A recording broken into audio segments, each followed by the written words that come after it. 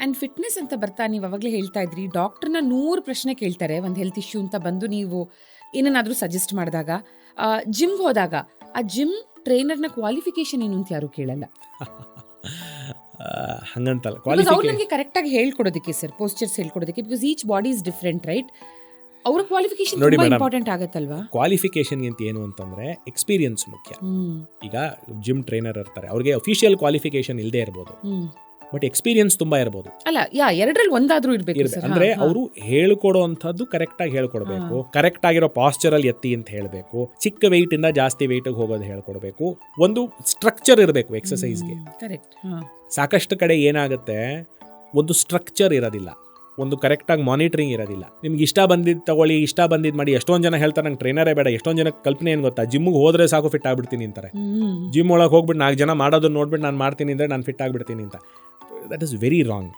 ಕರೆಕ್ಟಾಗಿ ಹೇಗೆ ಎತ್ತಬೇಕು, ಎಷ್ಟು ಎತ್ತಬೇಕು, ಹೇಗೆ ಪಾಸ್ಚರ್ ಮೇಂಟೈನ್ ಮಾಡ್ಕೋಬೇಕು, ಅದು ನೀವು ಓದಿನಲ್ಲೇ ನಿಮಗೆ ಕ್ವಾಲಿಫಿಕೇಶನ್ ಅಂತಲ್ಲ, ಎಕ್ಸ್ಪೀರಿಯನ್ಸಲ್ಲಿ ಕ್ವಾಲಿಫಿಕೇಶನ್ ಇದ್ರೆ ಸಾಕು. ಕರೆಕ್ಟ್. ಆ್ಯಂಡ್ ಈ ತೊಂದರೆಗಳ ಬಗ್ಗೆ ಮಾತಾಡ್ತಾ ನಾನೊಂದು ಕಡೆ ಓದಿದೆ, ಸರ್ವೈಕಲ್ ಸ್ಪಾಂಡೈಲೋಸಿಸ್ ಇಂದ ಸ್ಟ್ರೋಕ್ ಕೂಡ ಆಗಬಹುದು ಅಂತ. ರೇರ್ ಕೇಸಸ್ ಅಲ್ಲ ಇದು? ಹೌದು, ತುಂಬಾ ಕಾಮನ್ ಅಲ್ಲ, ಸ್ವಲ್ಪ ರೇರ್. ಯಾಕೆ ಅಂತಂದ್ರೆ ಮಿದುಳಿಗೆ ಹಾರ್ಟ್ ಇಂದ ರಕ್ತ ಹೋಗುತ್ತಲ್ಲ, 4 ಮುಖ್ಯ ರಕ್ತನಾಳಗಳಲ್ಲಿ ಮಿದುಳಿಗೆ ರಕ್ತ ಹೋಗುತ್ತೆ. 2 ಕತ್ತಿನ ಮುಂಭಾಗದಲ್ಲಿ 2 ದೊಡ್ಡ ರಕ್ತನಾಳಗಳು ಹೋಗುತ್ತೆ, ಕಾಮನ್ ಕೆರೋಟಿಡ್ ಅಂಡ್ ಇಂಟರ್ನಲ್ ಕೆರೋಟಿಡ್ ಆರ್ಟರೀಸ್ ಅಂತ ಕರಿತೀವಿ. 2 ಸಣ್ಣ ರಕ್ತನಾಳಗಳು ಕತ್ತಿನ ಹಿಂಭಾಗದಲ್ಲಿ ಕತ್ತಿನ ಮೂಳೆಗಳ ಒಳಗಡೆಯಿಂದ ಹೋಗುತ್ತೆ. ಕತ್ತಿನ ಸರ್ವೈಕಲ್ ಸ್ಪೈನ್ ಅಂತ ಏನು ಕರಿತೀವಿ, ಆ ಸರ್ವೈಕಲ್ ಸ್ಪೈನ್ ಅಲ್ಲಿ ಸ್ಪೈನಲ್ ಕಾರ್ಡ್ ಹೋಗೋದಿಕ್ಕೆ ಒಂದು ಕೆನಾಲ್ ಇದೆ. ಸ್ಪೈನಲ್ ಕಾರ್ಡ್ ಅಲ್ಲದೆ ಈ 2 ರಕ್ತನಾಳಗಳು ಕೆಳಗಡೆಯಿಂದ ಮೇಲೆ ಬ್ರೈನಿನ ಹಿಂಭಾಗಕ್ಕೆ ಹೋಗೋದಿಕ್ಕೆ ಅಂತ ಹೇಳಿ 2 ಕೆನಾಲ್ ಇದೆ, ಅದರಿಂದ ಹೋಗುತ್ತೆ. ಸೊ ಹೇಗೆ ಸರ್ವೈಕಲ್ ಸ್ಪಾಂಡಲೋಸಿಸ್ ಆಗಿ ಸ್ಪೈನಲ್ ಕಾರ್ಡ್ ಮೇಲೆ ಪ್ರೆಷರ್ ಬೀಳಬಹುದು, ಅದೇ ರೀತಿ ಈ ರಕ್ತನಾಳಗಳ ಮೇಲೂ ಪ್ರೆಷರ್ ಬೀಳಬಹುದು.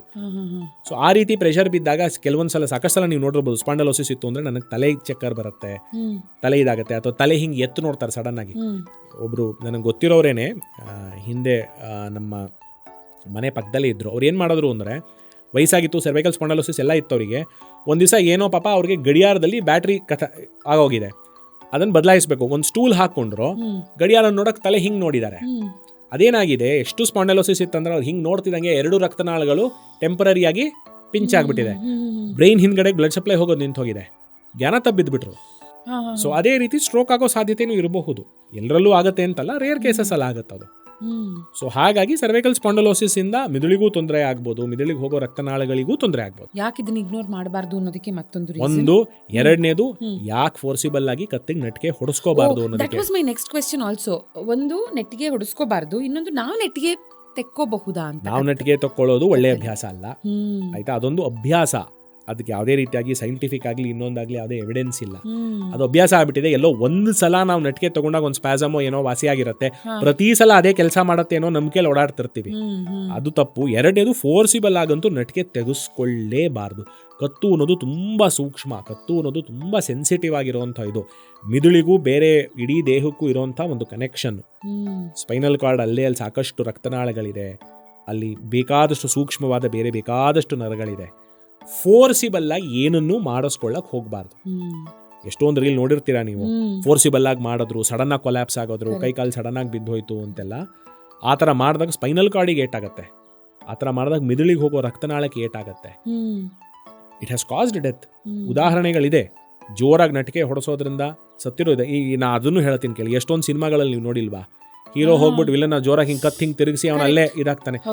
ಅದನ್ನ ನೋಡಿ ನೀವು ಯಾಕೆ ಹೋಗಿ ನಟಿಕೆ ತೆಗೆಸ್ಕೋಬೇಕು? It's also the same thing ಅಲ್ವಾ? ಸರಿ ಆಯ್ತಪ್ಪ, ಈ ನಟಿಕೆ ತೆಗಿತಾರೆ ಮಾಡ್ತಾರೆ, ಏನು ಸೈಂಟಿಫಿಕ್ ಬೇಸಿಸ್ ಇದೆ ಅದಕ್ಕೆ? ಯಾವ ನಟಿಕೆ ತೆಗೆಯೋದ್ರಿಂದ ಎಲ್ಲಿ ಏನಾಗುತ್ತೆ ಅಂತ ಹೇಗೆ ಏನು ಗೊತ್ತಿರೋದಿಲ್ಲ. ಎಷ್ಟು ಸೂಕ್ಷ್ಮವಾದ ಒಂದು ರಕ್ತನಾಳಗಳಾಗಲಿ ನರಗಳಾಗಲಿ ಸ್ಪೈನಲ್ ಕಾರ್ಡ್ ಆಗಲಿ ಇದೆ. ಸೊ ಹಾಗಾಗಿ ಫೋರ್ಸಿಬಲ್ ಆಗಿ ನಟಿಕೆ ತೆಗೆಸ್ಕೊಳ್ಳೋದಾಗ್ಲಿ ತೆಗೆಯೋದಾಗ್ಲಿ ಒಳ್ಳೇದಲ್ಲ. ಆ್ಯಂಡ್ ಈ ನಾನು ಹೇಳೋದು, ಕೆಲವೊಂದು ಇಶ್ಯೂಸ್ನ we will not connect it with ಯಾವುದೋ ಒಂದು ಹೆಲ್ತ್ ಇಶ್ಯೂ ಅನ್ನೋದಕ್ಕೆ. ಕಾಲುಗಳಲ್ಲಿ ನೋವು ಕಾಣಿಸ್ಕೊಂಡಾಗ, ಅಂದರೆ ಯಾರೂ ಅನ್ಕೊಳ್ಳಲ್ಲ cervical spondylosis might affect legs also ಅಂತ. ಸೊ ನೀವು ಹೇಳ್ತಾ ಇದ್ರಿ, ಆ ಪ್ರೆಷರ್ ಬಿದ್ದು ಸ್ಪೈನಲ್ ಕಾರ್ಡ್ ಮೇಲೆ ಪ್ರೆಷರ್ ಹೋಗಬಹುದು ಫ್ರಮ್ ಸರ್ವೈಕಲ್ ಸ್ಪಾಂಡೈಲೈಸಿಸ್ ಇರೋರಿಗೆ, ಕುತ್ತಿಗೆಯಿಂದ ಸ್ಪೈನಲ್ ಕಾರ್ಡ್, ಆ್ಯಂಡ್ ಅಲ್ಲಿಂದ ಇಟ್ ಇಸ್ ಇಂಟರ್ಲಿಂಕ್ಡ್ ಅಥವಾ ಕನೆಕ್ಟೆಡ್ ಟು ಕಾಲುಗಳು ಕೂಡ. ಸೊ ಕೆಲವೊಂದ್ಸಲ ಕಾಲಲ್ಲಿ ಕಾಣಿಸ್ಕೊಳ್ಳುವಂತ ಇಶ್ಯೂನ ನೀವು you might point it to cervical spondylosis ಅಲ್ವಾ? ಸಾಕಷ್ಟು ಸಲ ಅವ್ರು ಬರೋದೇ ಸರ್ವೈಕಲ್ ಸ್ಪಾಂಡೈಲೋಸಿಸ್ ತೊಂದರೆ ಇರೋರು ಬರೋದೇನೆ ನಡಿಯಕ್ ಆಗ್ತಿಲ್ಲ, ನಡಿಬೇಕಾದ್ರೆ ಕಾಲು ತುಂಬಾ ಟೈಟ್ ಆಗಿದೆ, ಕಾಲು ತುಂಬಾ ಭಾರ ಆಗ್ತಾ ಇದೆ, ಕಾಲು ಫ್ಲೆಕ್ಸಿಬಿಲಿಟಿ ಇಲ್ಲ, ಮೆಟ್ಲು ಹತ್ಬೇಕಾದ್ರೆ ಕಾಲು ಮಡಚಿ ನೆಮ್ಮದಿಯಾಗಿ ಹತ್ತಕ್ ಆಗ್ತಾ ಇಲ್ಲ, ಈ ತರ ತೊಂದರೆ ತಗೊಂಡ್ ಬರ್ತಾರೆ. ಸ್ಪೈನಲ್ ಕಾರ್ಡ್ ಮೇಲೆ ಪ್ರೆಷರ್ ಇತ್ತು ಅಂದ್ರೆ ಕಾಣಿಸ್ಕೊಳ್ಳೋದು ಕಾಲುಗಳಲ್ಲಿ, ಕಾಲುಗಳು ಟೈಟ್ ಆಗುತ್ತೆ, ಕಾಲುಗಳಲ್ಲಿರೋ ಶಕ್ತಿ ಹೋಗ್ಬಿಡುತ್ತೆ ಕಾಲಲ್ಲಿ. ಸೊ ಅದು ತೊಂದರೆ ಆಗುತ್ತೆ. ಕೈಯಲ್ಲೇ ಬರಬೇಕು, ಕತ್ತಲ್ಲೇ ಬರಬೇಕು ಅಂತಲ್ಲ, ಮಿದುಳು ಕಾಲುಗಳ ತನಕ ಕನೆಕ್ಷನ್ ತಗೊಳ್ಳೋದೇ ಸ್ಪೈನಲ್ ಕಾರ್ಡ್ ಇಂದ. ಸ್ಪೈನಲ್ ಕಾರ್ಡೇ ಮಿದುಳಿನ ಚೀಫ್ ಔಟ್ಪುಟ್. ಅದರಿಂದ ಎಲ್ಲ ನರಗಳನ್ನ ತೆಗೆದುಕೊಂಡು ಒಂದೊಂದೊಂದೊಂದೊಂದೊಂದೊಂದು ಲೆವೆಲಲ್ಲೂ ಕೊಟ್ಕೊಂಡು ಹೋಗುತ್ತೆ. ಸೊ ಕತ್ತಲ್ಲೇ ಅದು ಬ್ಲಾಕ್ ಆಯ್ತು ಅಂತಂದ್ರೆ ಮುಂದ್ಗಡೆ ಇಂಪಲ್ಸ್ ಹೋಗಲ್ಲ. ಸೊ ಕಾಲುಗಳಿಗೆ ತೊಂದರೆ ಬರೋದು ತುಂಬಾ ಸಾಧಾರಣ, ಸ್ವಾಭಾವಿಕ. ಡಾಕ್ಟರ್, ಇವಾಗ ಡಿಸ್ಕ್ಸ್ ಅನ್ನೋದು ದೇ ರಫ್ಲಿ 80% ಆಫ್ ವಾಟರ್ ಅಟ್ ಬರ್ತ್ ಅನ್ಬಹುದಾ? ಅಂತಲ್ಲ, 80% ಅಲ್ಲ, ಸಾಕಷ್ಟು ಕಂಟೆಂಟ್ ವಾಟರ್ ಇದೆ. ಸಾಫ್ಟ್ ಆಗಿರುತ್ತೆ ಹುಟ್ಟಿದಾಗ, ಅದ್ರ ಕೆಲಸನೇ ಶಾಕ್ ಅಬ್ಸಾರ್ಬರು. ಸೊ ಹಾಗಾಗಿ ಅದು ಸಾಫ್ಟ್ ಆಗಿ ಶಾಕ್ ಅನ್ನ ತಗೋಬೇಕು, ವೆಯ್ಟ್ ಟ್ರಾನ್ಸ್ಮಿಷನ್ ಹೆಲ್ಪ್ ಮಾಡಬೇಕು. ಸಾಕಷ್ಟು ಅದರಲ್ಲಿ ಪ್ರತಿಶತ ಅಟ್ಲೀಸ್ಟ್ ಒಂದು 60 to 70% ಇಸ್ ವಾಟರ್. ಹಂಗಂದ್ಬಿಟ್ಟು ಅದ್ರಲ್ಲಿ ಬರೀ ನೀವು ಅದಕ್ಕೆ ಚುಚ್ಚಿದ್ರೆ ಅದ್ರಿಂದ ನೀರು ಹೊರಗೆ ಬರುತ್ತೆ ಅಂತ ಅಲ್ಲ. ಅದು ಸಾಫ್ಟ್ ಆಗಿರುತ್ತೆ. ಸಾಫ್ಟ್ ಆಗಿರೋದ್ರಿಂದ ನೀರಿನ ಪ್ರಮಾಣ ಹೆಚ್ಚು. ಈಗ ಒದ್ದೆ ಬಟ್ಟೆನ ನೀವು ಚೆನ್ನಾಗಿ ಹಿಂಡ್ಬಿಟ್ಟು ಆಯ್ತು ಅಂದ್ರೆ ಒದ್ದೇ ಇರುತ್ತೆ, ಬಟ್ ಅದ್ರೆ ನೀರು ತೆಗಿಯಕ್ಕಾಗಲ್ಲ. ಸೊ ಹಾಗೆ ಡಿಸ್ಕ್ ಅಲ್ಲಿ ನೀರಿನ ಪ್ರಮಾಣ ಇರುತ್ತೆ. ಹಂಗಂದ್ಬಿಟ್ಟು ಇಂಜೆಕ್ಷನ್ ಹಾಕಿದ್ರೆ ನೀರು ಬರುತ್ತೆ, ಅದು ದ್ರವ ಅಂತಲ್ಲ. ಬಟ್ ಈ ಡಿಸ್ಕ್ ಹೆಲ್ತ್ ನ ಬಗ್ಗೆ ಮಾತಾಡ್ತಾ ಕೆಲವೊಂದು ಇಟ್ಸ್ ಅನ್ಅವಾಯ್ಡಬಲ್, ಅಂದ್ರೆ ಏಜಿಂಗ್ ಮತ್ತೆ ಲೈಫ್ ಸ್ಟೈಲ್. ನೀವು ಹೇಳಿದ್ರಿ ಕೆಲವರು ಪಾಪ ವರ್ಕಿಂಗ್ ಶಿಫ್ಟ್ಸೇ ಆಗಿರುತ್ತೆ, ಅವರಷ್ಟೊತ್ತು ಎದ್ದಿರ್ಬೇಕಾಗತ್ತೆ ಅಂತ. ಬಟ್ ಕೆಲವೊಂದು ಅವಾಯ್ಡಬಲ್, ಲೈಕ್ ಸ್ಮೋಕಿಂಗ್, ಇದು ಕೂಡ ಇಟ್ ವಿಲ್ ಟ್ರಿಗರ್ ಅಲ್ವಾ? ಅಂದ್ರೆ ಡಿಸ್ಕ್ ಡಿಜೆನರೇಷನ್ ನ it will trigger. Smoking in general is bad for health.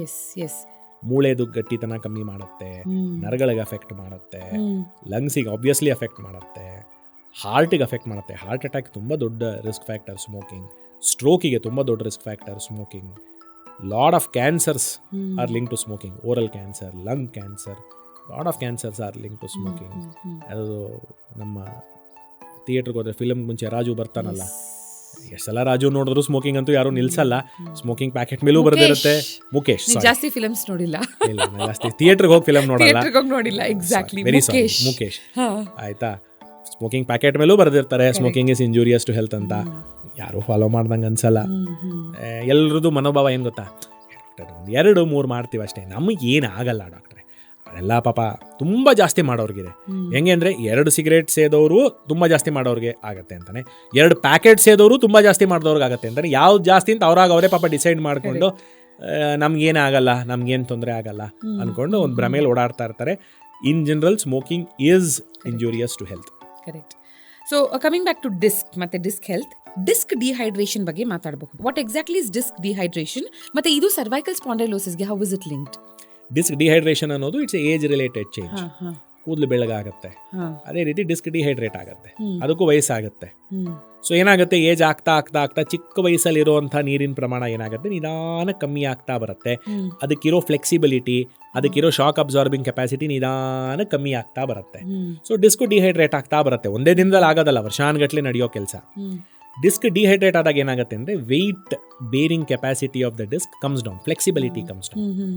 ಇದ್ರ ಮೇಲೆ ನಿಮ್ದು bad lifestyle, sudden weight lifting, lack of exercise, lack of nutrition, lack of bone strengthening or muscle strengthening, ಇದೆಲ್ಲ ಸೇರ್ಕೊಂಡ್ರೆ ಯಾವುದೋ ಒಂದು ಕಾಲದಲ್ಲಿ sudden ಆಗಿ ನೀವು ವೆಯ್ಟ್ ಎತ್ತಿದ್ರೆ ಆಲ್ರೆಡಿ ಡಿಸ್ಕ್ ಡಿಹೈಡ್ರೇಟ್ ಆಗಿದೆ, ಅದ್ರ ಮೇಲೆ ನೀವು ಭಾರಾನು ಹಾಕಿದ್ದೀರಾ, ವೀಕ್ ಆಗಿದೆ, ಸಡನ್ ಆಗಿ ಡಿಸ್ಕ್ ಹೊರಗೆ ಬಂದ್ಬಿಡ್ಬೋದು, ಡಿಸ್ಕ್ ಪ್ರೊಲ್ಯಾಪ್ಸ್ ಆಗ್ಬೋದು.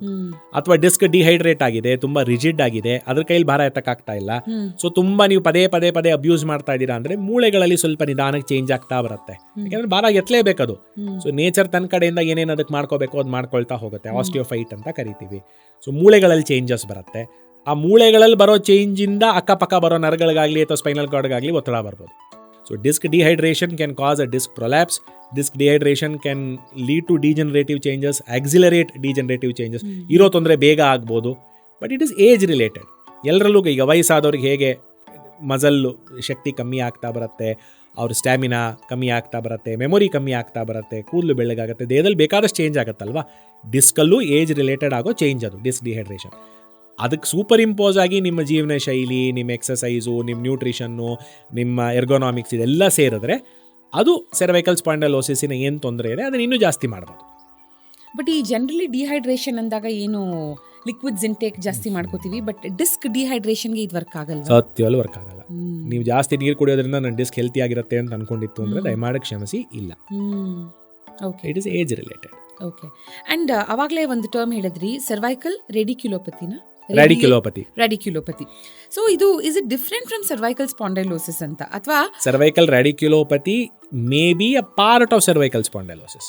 ಇದಿರೋರ್ಗೆಲ್ಲ ಸರ್ವೈಕಲ್ ಸ್ಪಾಂಡೈಲೋಸಿಸ್ ಇತ್ತು ಅಂತನ? ಇಲ್ಲ. ಸರ್ವೈಕಲ್ ಸ್ಪಾಂಡೈಲೋಸಿಸ್ ಇರೋರ್ಗೆಲ್ರಿಗೂ ಸರ್ವೈಕಲ್ ರ್ಯಾಡಿಕ್ಯುಲೋಪತಿ ಇರಲೇಬೇಕು ಅನ್ನೋ ಅವಶ್ಯಕತೆ ಇಲ್ಲ. ಸರ್ವೈಕಲ್ ರ್ಯಾಡಿಕ್ಯುಲೋಪತಿ ಇರೋರು ಎಲ್ರಿಗೂ ಸರ್ವೈಕಲ್ ಸ್ಪಾಂಡೈಲೋಸಿಸ್ ಇರಬೇಕು ಅನ್ನೋ ಅವಶ್ಯಕತೆನೂ ಇಲ್ಲ. ರ್ಯಾಡಿಕ್ಯುಲೋಪತಿ ಇನ್ ಇಟ್ ಸಿಂಪ್ಲೆಸ್ಟ್ ಟರ್ಮ್ ಏನಂತಂದ್ರೆ, ನರದ ಮೇಲೆ ಒತ್ತಡ ಇದೆ, ನರ ಕೆಲಸ ಮಾಡ್ತಾ ಇಲ್ಲ, ಒಂದು ಇಂಡಿವಿಜುವಲ್ ನರ ಕೆಲಸ ಮಾಡ್ತಿಲ್ಲ. ಆ ನರ ಎಲ್ಲೆಲ್ಲಿಗೆ ಹೋಗುತ್ತೋ ಅಲ್ಲೆಲ್ಲ ನೋವಿದೆ, ಆ ಮಸಲ್ಗಳಲ್ಲಿ ವೀಕ್ನೆಸ್ ಇದೆ, ಅಥವಾ ಅದು ಎಲ್ಲೆಲ್ಲಿ ಹೋಗುತ್ತೋ ಅಲ್ಲಿ ನಮ್ನೆಸ್ ಇದೆ, ಅದಕ್ಕೆ ರ್ಯಾಡಿಕ್ಯುಲೋಪತಿ. ಅದಕ್ಕೆ ಕಾರಣ ಏನ್ ಬೇಕಾರಾಗಿರ್ಬೋದು. ಅದಕ್ಕೆ ಕಾರಣ ಒಂದು ಏಟ್ ಬಿದ್ದಿರ್ಬೋದು ನರಕ್ಕೆ, ಅದಕ್ಕೆ ಕಾರಣ ಒಂದು ಡಿಸ್ಕ್ ಅಕ್ಯೂಟ್ ಆಗಿ ಜಾರಿ ಅದ್ರ ಮೇಲೆ ಒತ್ತಡ ಹೇರಿರ್ಬೋದು, ಅದಕ್ಕೆ ಕಾರಣ ಮೂಳೆಗೆ ಏಟ್ ಬಿದ್ದಿರ್ಬೋದು, ಅದಕ್ಕೆ ಕಾರಣ ಒಂದು ಇನ್ಫೆಕ್ಷನ್ ಆಗಿರ್ಬೋದು ನರಕ್ಕೆ. ಸೊ ರ್ಯಾಡಿಕ್ಯುಲೋಪತಿ ಅನ್ನೋದು ಒಂದು ನರ ಕೆಲಸ ಮಾಡ್ತಾ ಇಲ್ಲ ಅಂತ ಅರ್ಥ. ಸ್ಪಾಂಡೈಲೋಸಿಸ್ ಇಂದ ನರ ಕೆಲಸ ಮಾಡ್ತಾ ಇಲ್ಲ ಅನ್ನಂಗಿತ್ತು ಅಂದ್ರೆ ಸ್ಪಾಂಡೈಲೋಸಿಸ್ ರಿಲೇಟೆಡ್ ರ್ಯಾಡಿಕ್ಯುಲೋಪತಿ. ನರ ಇಂಡಿವಿಜುವಲ್ ಆಗಿ ಕೆಲಸ ಮಾಡದೇ ಇರೋದಕ್ಕೆ ಸಾಕಷ್ಟು ಸಂದರ್ಭ ಇದೆ, ನರ ಕೆಲಸ ಮಾಡ್ತಾನೆ ಸ್ಪಾಂಡೈಲೋಸಿಸ್ ಇರುವಂತಹ ಸಂದರ್ಭನೂ ಇದೆ. So it is an intermingling term. ಇದಿದ್ದವ್ರಿಗೆ ಅದಿರಬೇಕು, ಅದಿದ್ದವ್ರಿಗೆ ಇದಿರಬೇಕು ಅಂತಿಲ್ಲ, ಇದಿದ್ದವ್ರಿಗೂ ಅದಿರಬಹುದು. ಸೊ ಯಾವುದೇ ಒಂದು ಸರ್ಜರಿ ಮಾಡಿದಾಗ ಅಥವಾ ನೀವು ಸಜೆಸ್ಟ್ ಮಾಡಿದಾಗ ಈ ಥರದ ಸರ್ಜರಿ ಮಾಡಿಸ್ಕೊಳ್ಳಿ ಅಂತ, ಎಷ್ಟು ಕ್ಲೋಸ್ ಟು ನಾರ್ಮಲ್ ಬರಬಹುದು ನಾವು ಅನ್ನೋ ಒಂದು ಕ್ವೆಶ್ಚನ್ ಬರುತ್ತೆ. Depends on 2 or 3 different factors. ಒಂದು, ಎಷ್ಟು ಬೇಗ ಬಂದಿದ್ದೀರಾ. ನೀವು ನಿಧಾನಕ್ಕೆ ಊರೆಲ್ಲ ಸುತ್ತಾಡ್ಕೊಂಡು 16 ವರ್ಷ ಬಿಟ್ಟು ಡಾಕ್ಟರ್ ನಾಳೆ ನಮಗೆ ಸರಿ ಮಾಡಿಕೊಡಿ ಆಗಲ್ಲ. ಸಿಂಪಲ್ ಆಗಿ ಹೇಳ್ತೀನಿ, ಡಾಕ್ಟರ್ಸ್ ಡೋಂಟ್ ವರ್ಕ್ ಮಿರಾಕಲ್ಸ್, ಚಮತ್ಕಾರ ಮಾಡಲ್ಲ. ಆಯ್ತಾ? ಒಂದು. ಎರಡನೇದು, ಸಿಂಪ್ಟಮ್ಸ್ ಎಷ್ಟು ಸಿವಿಯರ್ ಇದೆ. ನೀವು 10 ವರ್ಷದಿಂದ ಇರೋ ವೀಕ್ನೆಸ್ನ ಆಪರೇಷನ್ ಮಾಡಿ ನಾಳೆ ಸರಿ ಮಾಡಿ ಅಂದರೆ ಆಗಲ್ಲ. ಅದಕ್ಕೆ ಅಂತ ಹೇಳಿ ಅದಕ್ಕೊಂದು ಕಾಲಾವಧಿ ಬೇಕು. ಮೂರನೇದು, ಸರ್ಜರಿ ಸರಿಯಾದ ಜಾಗದಲ್ಲಿ ಸರಿಯಾದ ಡಾಕ್ಟರಿಂದ ಕರೆಕ್ಟಾಗಿ ಮಾಡಿಸ್ಕೋಬೇಕು. ಕರೆಕ್ಟಾಗಿರೋ ಜಾಗದಲ್ಲಿ, ಸರಿಯಾಗಿರೋ ಆಸ್ಪತ್ರೆ, ಒಳ್ಳೆ ಫೆಸಿಲಿಟಿ ಇರೋಂಥ ಜಾಗದಲ್ಲಿ ಮಾಡಿಸಿ. ನಾಲ್ಕನೇದು, ಸರ್ಜರಿ ಆದಮೇಲೆ ಡಾಕ್ಟರ್ ನಿಮಗೆ ಏನು ಹೇಳ್ತಾರೋ ಅದು ನೀವು ಫಾಲೋ ಮಾಡಬೇಕು. ನಿಮ್ಮ ಕಡೆಯಿಂದ ಕಮಿಟ್ಮೆಂಟ್ ಬೇಕು. Surgery is only 30% of the treatment. 70% ನಿಮ್ಮ ನ್ಯೂಟ್ರಿಷನ್ ಸರಿಗಿರಬೇಕು, ಎಕ್ಸಸೈಸ್ ಸರಿಗಿರಬೇಕು, ನೀವು ಫಿಸಿಯೋಥೆರಪಿ ಮಾಡಿಸ್ಬೇಕು. ನೀವು ಎಕ್ಸಸೈಸ್ ಫಿಸಿಯೋಥೆರಪಿಸ್ಟಿಂದ ಕಲಿಸ್ಕೊಂಡು ಆ ಎಕ್ಸಸೈಸನ್ನು ಮಾಡಬೇಕು. ಕೋರ್ ಸ್ಟ್ರೆಂಥನಿಂಗ್ ಮಾಡಬೇಕು, ಬೋನಿನ ಸ್ಟ್ರೆಂತನ್ನು ಬಿಲ್ಡ್ ಮಾಡಬೇಕು, ರೆಗ್ಯುಲರ್ ವಾಕ್ ಮಾಡಬೇಕು, ಎರ್ಗೊನಾಮಿಕ್ಸ್ ನೋಡ್ಕೋಬೇಕು, ಲೈಫ್ ಸ್ಟೈಲ್ ಚೇಂಜ್ ಮಾಡಬೇಕು, ಹ್ಯಾಬಿಟ್ಸ್ ಬಿಡಬೇಕು. ಇದೆಲ್ಲ ಇದೆ. ನೀವು ಮಾಡಬೇಕಾಗಿರೋದು 8-10, ಡಾಕ್ಟರ್ ಮಾಡಬೇಕಾಗಿರೋದು ಒಂದೇ, ಸರ್ಜರಿ ಸರಿಗಿರೋದು. ಆದರೂ ತಪ್ಪು ಡಾಕ್ಟರ್ದು, ನಿಮ್ದಲ್ಲ. ಸೊ ಆ ಮನಸ್ಥಿತಿಯಿಂದ ಬದಲಾಯಿಸಬೇಕು. ಆ್ಯಂಡ್ ಲಾಸ್ಟ್ಲಿ ಡಾಕ್ಟರ್, ಇವಾಗ ನೀವು ಹೇಳಿದ್ರಿ ಸಿಂಪ್ಟಮ್ಸ್ ಒಬ್ಬೊಬ್ರದ್ದು ಒಂದೊಂದು ಥರ ಇರುತ್ತೆ, ಒಬ್ಬೊಬ್ರು ಬಾಡಿ ಟೈಪ್ ಒಂದೊಂದು ಥರ, ಆ್ಯಂಡ್ ಅವರ ರಿಟರ್ನ್ ಟು ಆಕ್ಟಿವಿಟೀಸ್ ಯಾವುದಕ್ಕೆ ಹೋಗ್ತಾರೋ ವಾಪಸ್ಸು ಅನ್ನೋದ್ರ ಮೇಲೂ ನೀವು ಸಜೆಸ್ಟ್ ಮಾಡ್ತೀರಾ ಅಂತ. ಟೆಸ್ಟ್ ಅಂತ ಬಂದಾಗ ಬೆಸ್ಟ್ ಟೆಸ್ಟ್ ಸರ್ವೈಕಲ್ ಸ್ಪಾಂಡೈಲೋಸಿಸ್ಗೆ ನೋಡೋಕ್ಕೆ ಅಂದರೆ MRI. ಯಾಕೆಂದರೆ MRIನ ಅಡ್ವಾಂಟೇಜ್ ಏನಂದರೆ ಮೂಳೆ ಬಗ್ಗೆನೂ ಗೊತ್ತಾಗುತ್ತೆ, ಸ್ಪೈನಲ್ ಕಾರ್ಡ್ ಬಗ್ಗೆನೂ ಗೊತ್ತಾಗುತ್ತೆ, ನರದ ಬಗ್ಗೆ ಗೊತ್ತಾಗುತ್ತೆ, ಮಸಲ್ ಬಗ್ಗೆ ಗೊತ್ತಾಗುತ್ತೆ, ಲಿಗಮೆಂಟ್ ಬಗ್ಗೆ ಗೊತ್ತಾಗುತ್ತೆ, ತುಂಬ ಬೇರೆ ಬೇರೆ ಬೇರೆ ಬೇರೆ ಬೇರೆ ಇನ್ಫಾರ್ಮೇಷನ್ ಸಿಗುತ್ತೆ. So MRI is the gold standard. ಡಾಕ್ಟರ್ಗೆ MRI ಮಾಡಿಸೋದ್ರಿಂದ ಕರೆಕ್ಟಾಗಿ ಗೊತ್ತಾಗುತ್ತೆ, ತೊಂದರೆ ಇದೆ, ಏನು ತೊಂದರೆ ಇದೆ ಕಂಡುಹಿಡಿಬೇಕು ಅನ್ನಂಗಿತ್ತು ಅಂದರೆ MRI ಇಸ್ ಬೆಸ್ಟ್. ನೆಕ್ಸ್ಟ್ ಅಂದರೆ CT ಸ್ಕ್ಯಾನ್ ಮಾಡಿಸ್ಬೋದು. CT ಸ್ಕ್ಯಾನಲ್ಲಿ ಏನು ಅಂತಂದರೆ ಮೂಳೆ ಬಗ್ಗೆ ಚೆನ್ನಾಗಿ ಗೊತ್ತಾಗುತ್ತೆ, ಸ್ಪೈನಲ್ ಕಾರ್ಡಲ್ಲಿ ಒಂದು ಅಂದಾಜಾಗಿ ಗೊತ್ತಾಗುತ್ತೆ. ತುಂಬ MRI ಅಷ್ಟು ಚೆನ್ನಾಗಿ ನರಗಳು, ಸ್ಪೈನಲ್ ಕಾರ್ಡು, ಮಿದುಳು ಅದ್ರ ಬಗ್ಗೆ ಎಲ್ಲ ಮಾಹಿತಿ ಸಿಗಲ್ಲ. ಲೀಸ್ಟ್ ಅಂದರೆ ಎಕ್ಸ್ರೇ ಕಾಣೋದು ಬರೀ ಮೂಳೆ ಮಾತ್ರ. ಸೊ ಹೇಗಿದೆ ಏನು ಎತ್ತ ಅಂತ ಆಯಾ ಸಂದರ್ಭಕ್ಕೆ ಸರಿಗೆ ಆಯಾ ಪೇಷಂಟಿನ ಸಿಂಪ್ಟಮ್ ನೋಡಿಕೊಂಡು, ಸಿವಿಯರಿಟಿ ನೋಡಿಕೊಂಡು ಅದ್ರ ಪ್ರಕಾರ ಟೆಸ್ಟನ್ನು ಹೇಳಿದ್ರೆ ಆಯಿತು. ಆ್ಯಂಡ್ ಕೊನೆಯದಾಗಿ ನಾನು ನಿಮ್ಮನ್ನು ಕೇಳಬೇಕು, ಎಷ್ಟು ಕಾಮನ್ ಆಗಿ ಇಶ್ಯೂನ ನೋಡ್ತೀರಾ ನೀವು? Very common. ಹೌದಾ? ಕ್ಲಿನಿಕಲ್ ಆಗಲಿ OPDನಾಗಲಿ ಕತ್ತು ನೋವು ಅಂತ ಹೇಳಿ ಬರ್ತಾನೆ ಇರ್ತಾರೆ. ನನ್ನ ಕತ್ತು ನೋವುತ್ತೆ, ನನಗೆ ಕೂರಕ್ಕಾಗಲ್ಲ, ಕೈ ಜೋಮ್ ಹಿಡಿಯುತ್ತೆ, ಅದಾಗತ್ತೆ ಇದಾಗತ್ತೆ. ಇದರಲ್ಲಿ ಏನು ತೊಂದರೆ ಅಂತಂದರೆ ಲೈಫ್ ಸ್ಟೈಲ್ ಎಲ್ಲರದು ಇನ್ ಜನರಲ್, ನಂದು ಸೇರಿನೇ ಹೇಳ್ತಾ ಇರೋದು, ಎಲ್ಲರದು ಅದೇ ರೀತಿ ಆಗಿಬಿಟ್ಟಿದೆ. ಈ ಬೆಂಗಳೂರಿನ ಟ್ರಾಫಿಕ್ಕೇ ಹಾಗೆ, ಒಂದು ಕಡೆಯಿಂದ ಒಂದು ಕಡೆಗೆ ನೀವು 10 ನಿಮಿಷ ಹೋಗೋದಿಗೆ ಅರ್ಧ ಗಂಟೆ ಆಗುತ್ತೆ. So it's half an hour of sitting. ಅರ್ಧ ಗಂಟೆ ಕೂರಲೇಬೇಕು ನೀವು. ಈಗ ನಾನು 1 ಗಂಟೆ ಡ್ರೈವ್ ಮಾಡ್ತು ಅಂದರೆ ಒಂದು ಪಕ್ಕಕ್ಕೆ ಹಾಕ್ಬಿಟ್ಟು 10 ನಿಮಿಷ ಬ್ರೇಕ್ ತೊಗೋತೀನಿ ಅನ್ನೋ ಮನಸ್ಥಿತಿನೂ ಇಲ್ಲ, ನಮ್ಗೆ ಸಮಯನೂ ಇಲ್ಲ. 1.5 ಗಂಟೆ ಕಾಲ ಇಲ್ಲಿಂದ ಹಿಡಿದು ಇವಾಗ ಕೆಂಗೇರಿಯಿಂದ ಹಿಡಿದು ನಾವು ವೈಟ್ ಫೀಲ್ಡಿಗೆ ಹೋಗಬೇಕು ಅನ್ನಂಗಿತ್ತು ಅಂದರೆ ಆಗುತ್ತೆ, 2 ಗಂಟೆ ಕಾಲ ಆಗುತ್ತೆ. ಆ 2 ಗಂಟೆ ಕಾಲದಲ್ಲಿ ಒಂದು ಸಿಗ್ನಲಲ್ಲಿ, ಈಗ ಒಂದು ಸಿಗ್ನಲ್ ಕೌಂಟೌನ್ 200 ಇತ್ತು ಅಂದರೆ ನೀವು ಬಾಗಲ್ ತೆಗೆದ್ಬಿಟ್ಟು ಹೊರಗಡೆ ಹೋಗಿ ಸ್ಟ್ರೆಚ್ ಮಾಡ್ತೀರಾ? ಆಗಲ್ಲ, ಮಾಡೋಕ್ಕೆ ಕಷ್ಟ ಇದೆ. ಎಲ್ಲರ ಜೀವನ ಶೈಲಿ ಅಷ್ಟು ಬ್ಯಾಡ್ ಆಗಿದೆ. ಅಲ್ಲಿ ಹೋಗಿ 10 ಗಂಟೆ ಕಾಲ ಕೂರಬೇಕು, ಮತ್ತೆ ಅಲ್ಲಿಂದ ತಿರುಗಿ 2 ಅವರ್ಸ್ ಡ್ರೈವ್ ಮಾಡಬೇಕು. ಎಕ್ಸಸೈಸಿಗೆ ಟೈಮ್ ಇಲ್ಲ. ಎಷ್ಟೊಂದು ಜನ ಹೇಳ್ತಾರೆ, ಡಾಕ್ಟರ್ ನಮಗೆ ಟೈಮೇ ಇಲ್ಲ ಅಂತಾರೆ. ಬೆಳಗ್ಗೆ 6 ಗಂಟೆಗೆ ಮನೆಯಿಂದ ಹೋಗ್ತೀವಿ, ರಾತ್ರಿ 10 ಗಂಟೆ ಆಗುತ್ತೆ ಮನೆಗೆ ಬರೋದು, ನಮಗೆ ಟೈಮೇ ಇಲ್ಲ. ಇಲ್ಲಿ ಏನಂತಂದರೆ ಪಣಕ್ಕಿರೋ ನಮ್ಮ ಆರೋಗ್ಯ. ಅದಕ್ಕೆ ನಾವೇ ಟೈಮ್ ಮಾಡ್ಕೋಬೇಕು. ನೀವು ಕೆಲಸಕ್ಕೆ ಹೋಗಲಿಲ್ಲ, ನಿಮ್ಮ ಕೈಲಿ ಕೆಲಸ ಮಾಡೋಕ್ಕಾಗಿಲ್ಲ ಅಂತಂದರೆ ನಿಮಗೆ ರೀಪ್ಲೇಸ್ಮೆಂಟ್ ಇನ್ನೊಬ್ರು ಬಂದೇ ಬರ್ತಾರೆ. ನಿಮ್ಮ ಆರೋಗ್ಯ ಇಲ್ಲದಾದರೆ ನೀವು ಮಾತ್ರ ನಡೆಯಲ್ಲ, ನಿಮಗೇ ತೊಂದರೆ. ಸೊ ನಿಮ್ಮ ಆರೋಗ್ಯದ ದೃಷ್ಟಿಯಿಂದ ನೀವು ಅದಕ್ಕೆ ಟೈಮ್ ಮಾಡ್ಕೊಳ್ಳೇಬೇಕು. And I think bottom line ಆಗಿ ಏನು ಹೇಳಬಹುದಂದರೆ, ಯಾವುದೇ ಒಂದು ಪೇಯ್ನ್, ಅದು ಪರ್ಸಿಸ್ಟೆಂಟ್ ಪೇಯ್ನ್ ಆದಾಗ ನೀವೇ ಸೆಲ್ಫ್ ಮೆಡಿಕೇಷನ್ ಮಾಡ್ಕೊಳ್ತೀರಾ, ಅಥವಾ ನೀವು ಹೇಳಿದಾಗ ಎಲ್ಲೋ ಏನೋ ಒಂದು ಸೊಲ್ಯೂಷನ್ ನೋಡಿ ಯಾವುದ್ರದ್ದೋ ಮೊರೆ ಹೋಗೋ ಬದಲು ಹೋಗಿ ಡಾಕ್ಟರ್ನ ಭೇಟಿ ಮಾಡಿದಾಗ ಇಶ್ಯೂ ಇದೆಯಾ ಇಲ್ವಾ, ಅಷ್ಟೇ. ಇಶ್ಯೂ ಇದ್ರೆ ಇದನ್ನ ಹೇಗೆ ರೆಕ್ಟಿಫೈ ಮಾಡ್ಕೋಬಹುದು. ಇಶ್ಯೂ ಇಲ್ಲದೆ ಹೋಯ್ತು ಅಂತಂದ್ರೆ ನಿಮಗೂ ಮನಸ್ಸು ನೆಮ್ಮದಿ. ಅಂಡ್ ಬೇಸಿಕ್ ಸ್ಟೇಜ್ ಅಲ್ಲೇ ಇದ್ದಾಗ ಲೈಫ್ ಸ್ಟೈಲ್ ಕರೆಕ್ಷನ್ ಮೂಲಕನೇ ಅದನ್ನ ಸರಿ ಮಾಡ್ಕೋಬಹುದು ಅನ್ನೋದು ಇಸ್ ಗುಡ್ ನ್ಯೂಸ್. ಬಿಕಾಸ್ ಅದೊಂದು ಹಂತಕ್ಕೆ ರೀಚ್ ಆದ್ಮೇಲೆ ನೀವೇ ಹೇಳಿದ್ರೆ ಇಟ್ ಇಸ್ ಡಿಜೆನರೇಟಿವ್, ಅಲ್ಲಿಂದ there is no looking back. Yeah, in time, correct person, right advice, best way. Yes, ತುಂಬಾ ಕಾಮನ್ ಆಗಿರುವಂಥ ಒಂದು ಇಶ್ಯೂ ಸರ್ವೈಕಲ್ ಸ್ಪಾಂಡೈಲೋಸಿಸ್ ಬಗ್ಗೆ ತುಂಬಾ ಇನ್ ಡೆಪ್ತ್ ಸಾಕಷ್ಟು ವಿಷಯಗಳನ್ನ ತಿಳಿಸ್ಕೊಟ್ರಿ doctor. Thank you so much for your time. Thank you so much.